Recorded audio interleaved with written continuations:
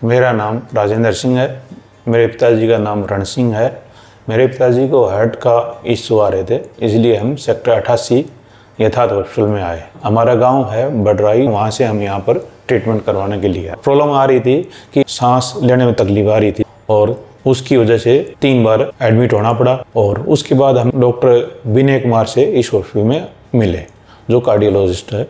तो उनने हमें बताया कि ये जो आपके सिम्टम आ रहे हैं, जैसे पैरों में सूजन आना, फेफड़ों में पानी भरना, सांस न आना या दम फूलना, ये सारे हार्ट वाल्व में जो लीकेज है उसकी वजह से हो रहे हैं। तो उनने हमें सजेस्ट किया जो लीकेज का मेन जो कारण है वो उसका और कोई इलाज नहीं है कि उसको रिप्लेस ही करना पड़ेगा। तो आप हार्ट वाल्व को है इसको रिप्लेस करना पड़ेगा। उनने हमें इसके बारे में पूरी डिटेल से बताया और अगर हमारा प्रॉब्लम ये है तो भी रिप्लेस करवाना ही है। तो हमने डॉक्टर को बोला ठीक है, हमारा ये हार्ट वाल्व हमने रिप्लेस करवाना है। हमारे पास एक पेशेंट आए थे जिनकी उम्र 74 ईयर थी। उनकी सर्जरी, ऑर्टिक वाल्व की सर्जरी लगभग 10 साल पहले हुई थी।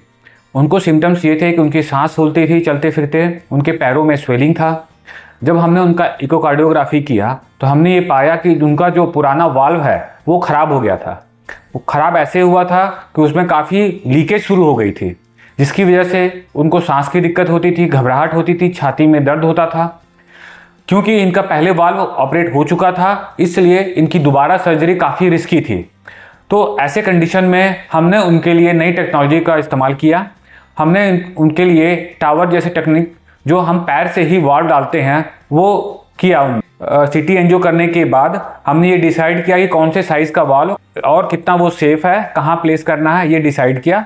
फिर उसके बाद हमने उन्हें लोकल एनेस्थीसिया में पैर के रास्ते मेरिल वाल्व जो बैलून एक्सपेंडेबल है वो उनके वाल्व, पुराने वाल्व के अंदर डाला और फिर जिससे उनका जो वाल्व का लीकेज था वो काफ़ी इम्प्रूव हो गया।